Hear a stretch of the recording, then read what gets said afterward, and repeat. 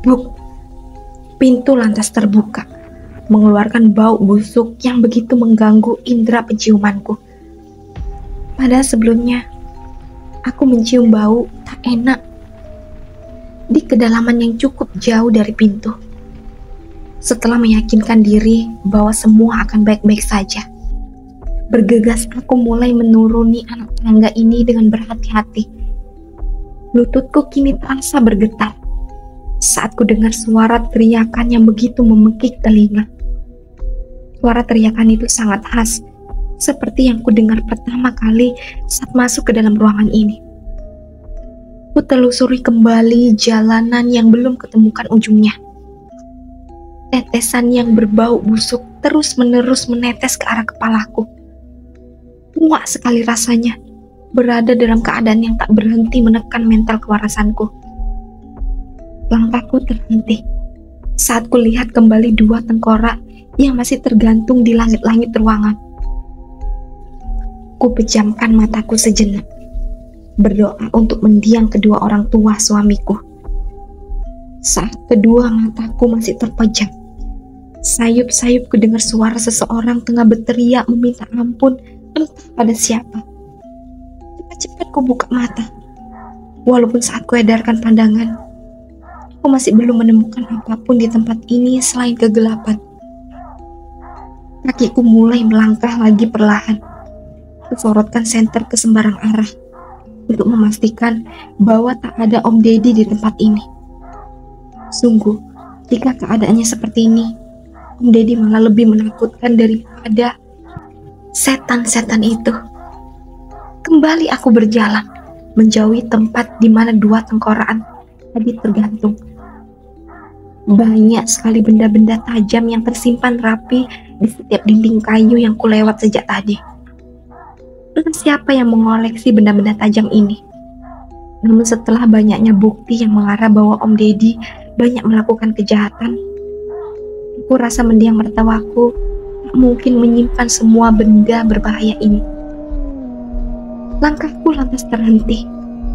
Mataku berbinar manakala ku temukan ujung jalanan di tempat ini. Segera ku dekati sebuah batu besar yang masih menempel dengan tanah itu. Saat ku sorotkan cahaya senter ini lebih dekat, kulihat banyak sekali bercak darah yang segar dan menempel pada batu besar itu. Jadi dapat kusimpulkan bahwa bau busuk anyir itu berasal dari sini. Dan yang kini membuat tubuhku benar-benar membeku adalah bukan satu jasad seseorang yang tak asing di ingatanku. Senter dengan ponselku yang kameranya masih menyala terjatuh begitu saja. Saking kagetnya. Bu Darmi, gumamku tak percaya. Dengan tangan yang masih gemetar, ku ambil senter beserta ponselku yang kini malah mati total. Kusorotkan kembali cahaya senter itu pada jasad itu. Tangisanku sampai tertahan melihat betapa tragisnya kematian Bu Darmi. Kedua kakiku rasanya sudah tak dapat lagi menopang berat tubuh ini. Aku ambruk, berlutut di hadapan jasad Bu Darmi dengan rantai yang mengait pada perutnya. Mulutnya nampak sobek hingga ke arah telinga. Kedua matanya sudah tak ada, serta kedua pergelangan tangannya sampai putus. Sekali Om Deddy melakukan hal bejat ini pada ibu mertuanya sendiri. Aku sampai terduduk lemas menangisi kepergian Bu Darmi. Merasa menyesal mengapa malam itu aku tak mencegah Om Deddy untuk membawa Bu Darmi masuk ke dalam sini. Sudah dapat dipastikan bahwa Om Deddy tak mau Bu Darmi angkat bicara tentang kejahatannya pada Tante Tantri. Dasar biadab, gumamku dengan kedua tangannya mengepal erat karena menahan amarah. Aku harus membawa jasad Bu Darmi bagaimana ke atas sana. Untuk meminta bantuan pada pihak berwajib pun aku tak akan bisa jika sendirian. Ada kendaraan yang Mas Rahman tinggalkan untuk kupakai. ada pula kendaraan umum yang berlalu lalang di jalanan angker ini. Jadi kuputuskan untuk membiarkan jasad Bu Darmi di tempat ini dulu, hingga aku mendapatkan bala bantuan dari warga setempat. Saat aku berniat hendak kembali lagi ke atas sana, temukan sosok kuntilanak yang kini sudah berdiri tegap di hadapanku dengan seringai yang menyeramkannya. "Kau sudah menemukan apa yang kau cari, Saras?" tanyanya. Napasku tercekat saat kuntilanak ini semakin mendekat ke arahku. Bisa kulihat dengan jelas wajah menyeramkannya. Kulit pucat mengelupas, darah segar yang tak berhenti keluar dari bola matanya, serta banyaknya binatang melata yang menyerang di hidungnya. Sungguh aku tak bisa berlama-lama ada di situasi ini. Isi perutku rasanya sudah diobok-obok karena bau busuk. Pergi dari hadapanku, ucapku bergetar sembari memalingkan pandangan dari sosok mengerikan ini. "Kau harus segera membayarkan utang suamimu padaku, Saras. Aku tak bisa menahan ini lebih lama lagi," teriaknya dengan suara yang terdengar menggema di seluruh kegelapan ini. "Mataku, Saras, mataku," teriaknya lagi. Aku masih tetap pada pendirianku, berpaling dari sosok mengerikan ini agar tubuhku tak banyak kehilangan energi. Saat aku masih berada dalam posisi sulit, sayup-sayup kudengar suara seorang meneriaki namaku. "Lari, Saras, lari!" teriaknya yang berasal dari arah pintu ruangan bawah tanah ini.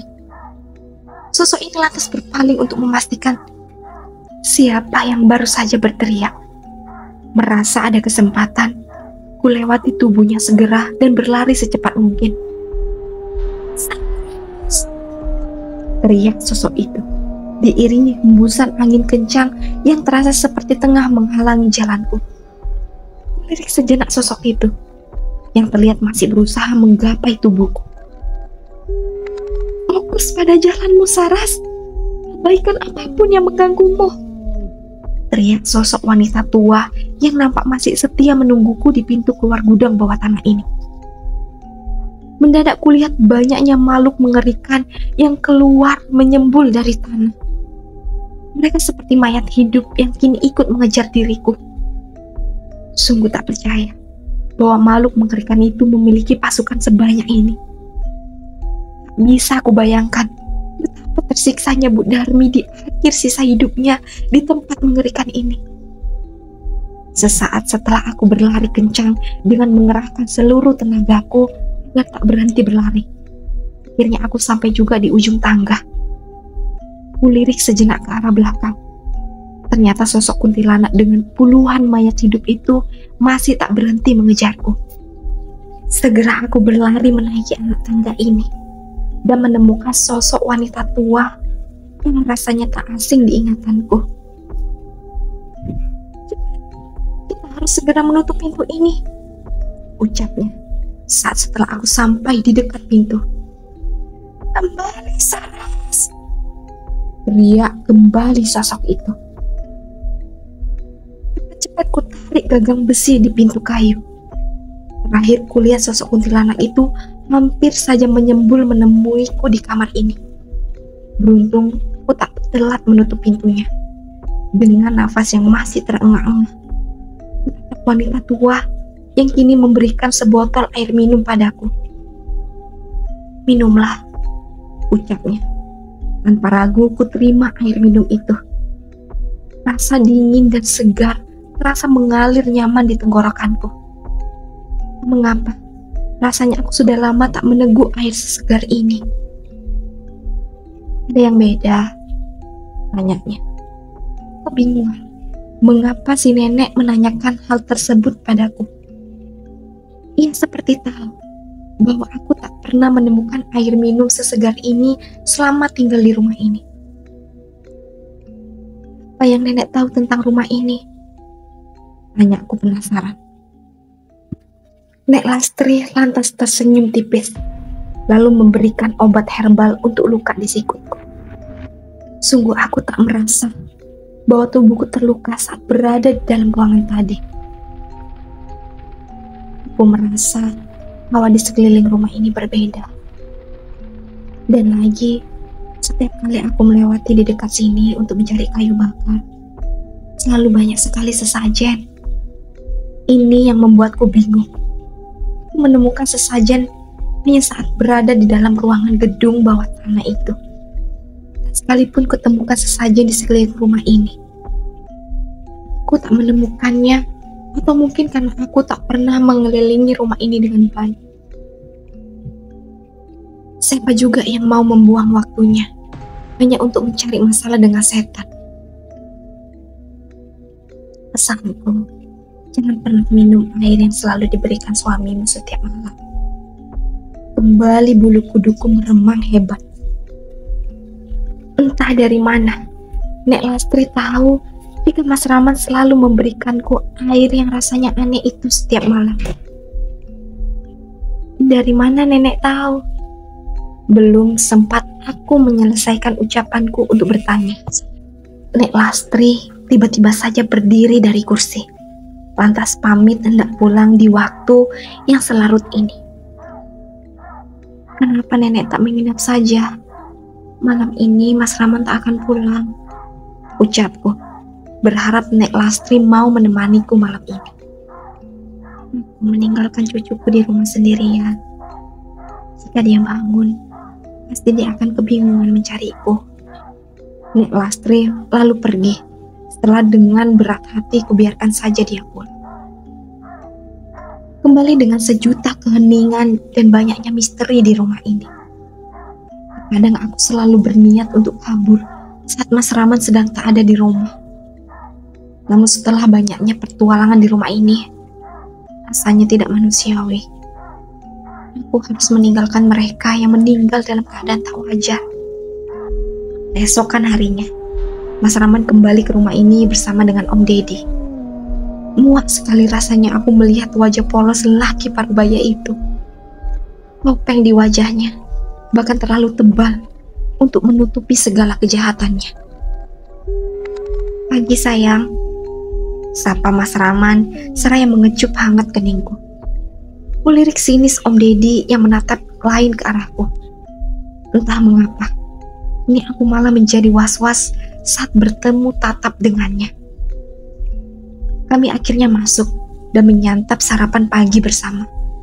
Walaupun aku merasa tak nyaman, karena Om Deddy sesekali selalu mencuri pandang ke arahku dengan seringai menyeramkannya. Perkembangan Tante Tantri bagaimana Om? Seruku bertanya, agar Om Deddy tak keterusan menatapku seperti itu. Cukup baik. Om sudah menyewa seorang pekerja agar tantemu tidak kesusahan jika sedang membutuhkan sesuatu. Merinding sekali mendapatkan tatapan lain dari Om Deddy. Seakan ia hendak menerkam saja ketika melihat lekuk tubuhku dari atas hingga ke bawah. Saking tak nyamannya, aku lalu berpamitan pada kedua lelaki ini untuk pergi sebentar ke kamar mandi. Dan sialnya, Om Deddy terlihat mengikutiku dari arah belakang. Dengan pemandangan yang mencurigakan ini, bahkan Mas Rahman tak menaruh kecurigaan sedikit pun terhadap Om Deddy. Sebuah tepukan halus terasa di pundakku, membuatku sontak langsung berbalik arah saat hendak masuk ke dalam kamar mandi. Om, ada apa? Tanyaku gelagapan. Sengaja kutinggikan suaraku, berharap Mas Rahman mendengar percakapanku dan juga Om Deddy. Kenapa kamu terlihat takut pada Om Saras? Tanya Om Deddy seraya membelai halus rambutnya. Kutepis kasar tangannya langsung, namun hal tersebut tak membuat Om Deddy gentar sedikit pun.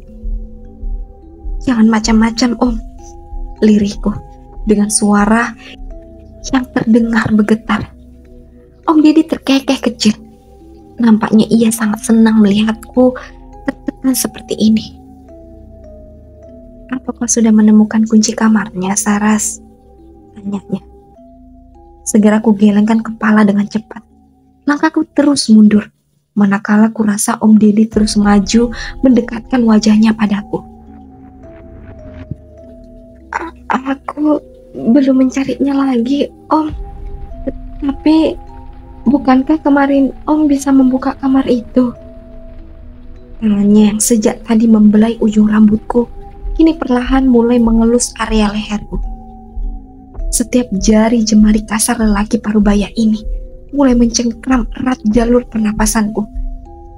Kedua matanya melotot, masih dengan seringai menyeramkannya. Apa kau yakin, Saras? Tanya Om Deddy kembali, seraya terus menekankan tangannya pada leherku. Yakin, Om, sautku. Lantas ku tepis kasar tangan Om Deddy karena kini aku mulai kehabisan nafas. Jangan main-main denganku, Saras, atau kau akan merasakan akibatnya. Ancamnya, seraya berlalu dari hadapanku. Aku yakin, kini Om Deddy sudah mulai curiga akan gelagatku. Malah, dia sudah tahu jika aku memang memegang kunci kamar itu. Semakin kuat dia mengancamku, semakin ingin cepat pula aku mengungkapkan kejahatannya. Kutekadkan hatiku untuk keluar dari rumah hari ini, berniat hendak mencari tahu keberadaan rumah Nek Lastri yang kuyakini berada di kampung kecil yang letaknya cukup jauh dari sini. Malam nanti adalah malam Jumat. Mas Rahman dan Om Deddy pasti akan mencari mangsa untuk makan makhluk peliharaannya yang mengerikan itu. Pradugaku ternyata tepat sasaran. Sesaat setelah Mas Rahman menghabiskan sarapannya, ia lalu pergi bersama dengan Om Deddy entah hendak kemana. Pergilah, Mas. Kalau bisa, jangan pulang malam ini, agar aku bisa segera terlepas dari semua masalah ini. Batinku berharap. Sebelum aku keluar dari rumah ini, kutempelkan sejenak telapak tanganku di pintu kamar mendiang mertuaku. Panjatkan doa untuk mereka yang telah pergi tanpa ketenangan karena dijadikan makanan setan sialan itu. Saat aku melangkah keluar dari rumah ini, tiba-tiba saja angin berhembus kencang, menerbangkan banyak dedaunan kering yang hampir saja menerpa wajahku. Ini adalah pertama kalinya aku meninggalkan rumah yang membawa sejuta masalah ke dalam hidupku. Mengapa mendadak hatiku berubah menjadi tak tenang? Semoga saja aku bisa membawa kabar baik dan bala bantuan untuk mengeluarkan jasad Bu Darmi serta tengkorak kedua orang tua Mas Rahmat. Langkah kaki ini mulai menyusuri jalanan besar yang berada tepat di depan halaman rumah. Burung gagak terdengar saling saut mengikuti arah langkahku, seolah mereka memberikan firasat buruk tentang perjalananku. Semoga saja aku bisa segera dapat bala bantuan dari warga kampung sebelah. Batinku berharap besar. Suasana pagi ini sangat cerah, memberikan setitik harapan padaku bahwa masalah ini akan segera usai. Jalanan aspal ini sepertinya jarang dilewati kendaraan. Sepanjang aku berjalan, tak satu pun ketemukan kendaraan yang berlalu lalang di sini. Hamparan sawah yang luas memanjakan sejauh mata memandang. Burung kecil terdengar saling saut berkicau, memperebutkan segenggam padi untuk mereka santap pagi ini. Hanya bisa tersenyum, seraya sesekali menarik nafas panjang untuk menghirup udara segar yang sudah lama tak kurasakan. Tak terasa perjalananku sudah semakin jauh. Kini aku mulai kebingungan saat mataku menatap lurus jalanan ini. Sepertinya aku akan menerobos ke kota jika aku terus berjalan menyusuri jalanan aspal ini. Ku coba mengedarkan pandangan, menyisir setiap kiri dan kananku, berharap menemukan petunjuk. Dan ya, mataku kini menemukan sebuah plang dari kayu yang sudah lapuk, bertuliskan arah jalan kampung yang tulisannya sudah memudar, sehingga aku tak bisa membacanya dengan jelas. Rasanya aneh. Mengapa tak dari tadi saja aku menyadari kalau jalanan aspal ini akan membawaku ke kampung yang disebutkan oleh Tante Tantri. Bisa saja aku melewati pelang kampung ini dan berjalan terus menerobos ke arah kota. Menghela nafas panjang, lantas segera aku berjalan menyusuri jalan setapak yang masih beralaskan tanah merah ini. Cukup lama aku berjalan dan tak menemukan tanda-tanda bahwa ada kehidupan di sekitar sini. Di sekelilingku hanya ada tumbuhan ilalang yang menjulang tinggi, beserta pohon bambu yang meliuk-liuk karena tertiup angin. Tepukan di pundakku kini membuat tubuhku seketika membeku. Lama aku terdiam, seraya membaca doa dalam hati sebisaku. Rasa dingin yang menjalar dari tangan yang masih belum pergi dari pundakku meyakinkan aku bahwa sesuatu di belakangku bukanlah manusia. "Sedang apa kau di sini?" tanya seseorang yang bersuara tak asing di belakangku. Mataku lantas terbuka, lalu berbalik dan menemukan seorang wanita tua tengah memandang kebingungan ke arahku. "Nenek," seruku senang saat melihat Nek Lastri ada di sini bersamaku. "Kalau tidak ada kepentingan, jangan teruskan perjalananmu," ucapnya, seraya kembali memikul kayu bakar yang ia turunkan. "Tunggu, Nek. Kenapa aku harus kembali lagi? Aku harus cari kampung kecil yang ada di sekitar sini. Nenek pasti tahu kan seberat apa masalahku." Langkah wanita tua itu kembali terhenti. Lantas ia menolehkan pandangannya lagi padaku. "Ada urusan apa? Kalau tidak terlalu penting, jangan pergi ke sana. Kau hanya akan menambah masalah dalam hidupmu." "Saya perlu bantuan warga sana, Nek. Ada mayat yang harus diangkat di bawah rumah saya," terusku. Nek Lastri nampak menghela napas beratnya. Aku hanya bisa pasrah ditatap dingin olehnya, karena aku pun masih kebingungan dengan jalanan ini. "Tidak perlu pergi ke sana. Aku akan mengabari warga kampung untuk membantumu besok," ucapnya. Senyumku sampai terukir manakala mendengar ucapan Nek Lastri. "Terima kasih, Nek," balasku penuh semangat. Ia lantas kembali berlalu pergi, menerobos jalanan yang semakin tertutup karena banyaknya tumbuhan liar. Tenggukku mulai meremang manakala aku menundukkan pandangan dan tak menemukan jejak kaki sedikit pun. Padahal yang kuingat, Nek Lastri tak memakai alas apapun di kakinya. Ku tepis pikiran buruk tentang wanita tua itu. Dia sudah membantuku malam tadi, dan saat tadi ku pandang telik tubuhnya, dia memang berperawakan seperti manusia pada umumnya. Hari sudah mulai beranjak sore, jadi kuputuskan untuk kembali lagi ke rumah sebelum Mas Raman kembali dan tak menemukanku di rumah itu. Kupercepat langkahku menyusuri jalanan setapak ini. Entah mengapa, jalanannya terasa panjang, padahal rasanya tadi tak sejauh ini. Ku dengar suara burung gagak kembali mengikuti langkahku dari belakang. Sesekali ku coba usir mereka dengan melemparkan beberapa kerikil. Walaupun nyatanya mereka tetap mengikuti langkahku seraya terus bersuara. "Hus, hus," teriakku, seraya mengacung-acungkan tangan berharap burung-burung itu pergi. Namun sialnya, kakiku malah tersandung sesuatu dan tubuhku langsung terhuyung jatuh ke tanah. Tanganku kini penuh dengan tanah basah. Dres putihku juga mukaku. "Burung sialan," gumamku kesal. Dengan posisi yang masih terduduk, ku bersihkan terlebih dahulu tanah basah yang menghalangi penglihatanku. Ku cium bau sesuatu yang mengobok seisi perutku. Awalnya aku mengira bahwa bau itu berasal dari tanah basah yang membasahi seluruh wajahku. Ternyata dugaanku salah besar. Aku menelan ludah dengan susah payah saat mendapati sesuatu yang terbalut kain putih berdiri tepat di hadapanku. memandangi sosok ini dari bawah hingga ke atas. Dan ya, pocong dengan wajah gosong tengah memandangiku dengan jarak tingginya yang mencapai kurang lebih 3 meter. Senyumannya yang begitu lebar membuat bulu kuduku meremang hebat.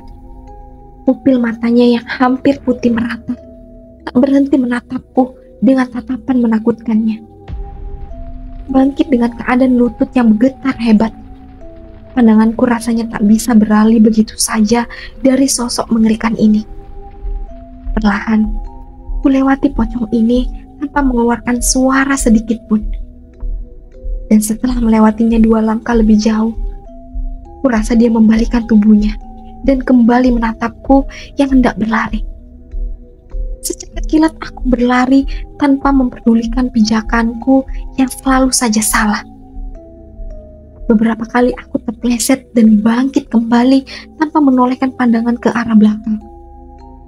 Kulihat jalan aspal yang tadi membawaku ke tempat ini sudah di depan mata.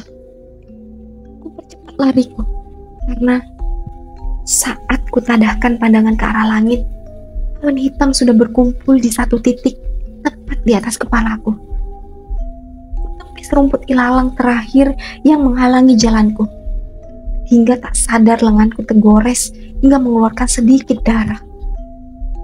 Berhenti dengan nafas yang masih terengah-engah. Kedua tanganku sampai tertumpu pada lutut yang terasa masih bergetar hebat. Walaupun setiap hari aku selalu berhadapan dengan para makhluk halus, namun sosok ini benar-benar beda. Aku baru saja menemuinya hari ini dan berharap tak bertemu dia lagi setelah aku sampai di rumah nanti. Kubalikkan pandangan dengan posisi masih berdiri di tengah jalan.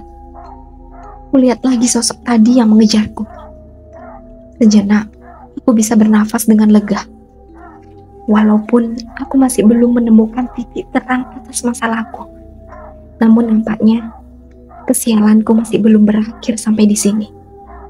Saat aku kembali berdiri tegak dan membuka kedua mataku, sosok pocong berwajah gosong itu kini sudah membungkukkan tubuhnya, hingga wajahnya yang penuh dengan belatung hampir saja menempel dengan wajahku. Aku berteriak sekeras mungkin, lantas kembali berlari menghindari dari sosok mengerikan itu.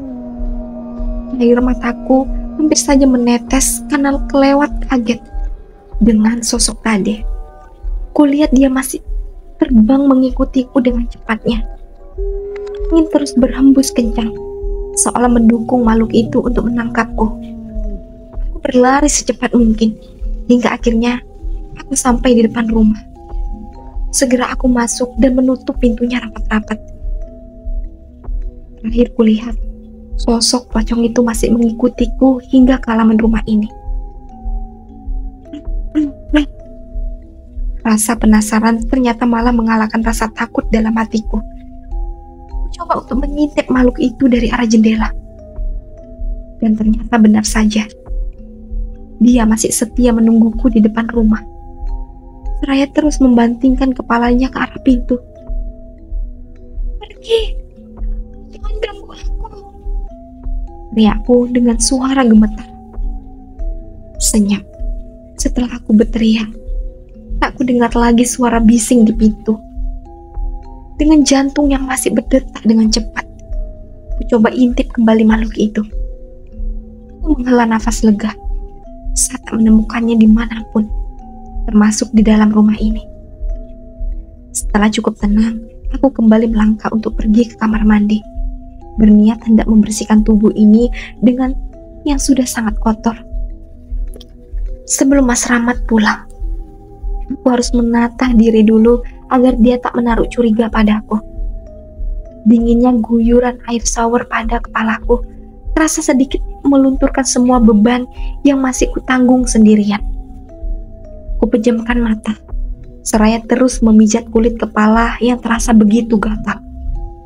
Sayup-sayup kedengar seseorang tengah berbincang di luar pintu, hingga aku sampai menghentikan shower ini, agar bisa dengan jelas kudengar siapa yang tengah berbincang di luar sana. Mas, seruku yang menyangka bahwa seseorang itu adalah suamiku. ada jawaban apapun setelah aku berteriak memanggil Mas Rahmat. Tak mau berpikiran buruk, kembali kuhidupkan shower dan bergegas untuk segera menyelesaikan kegiatan mandiku. Saat banyaknya air mengalir menutupi seluruh wajahku, samar-samar kulihat sosok wanita berbaju putih dengan rambut panjang yang menutupi sebagian wajahnya berdiri tepat di hadapanku. Yang masih penasaran, lanjut ke part selanjutnya. Dan jangan lupa aktifkan tanda loncengnya dan subscribe. Assalamualaikum.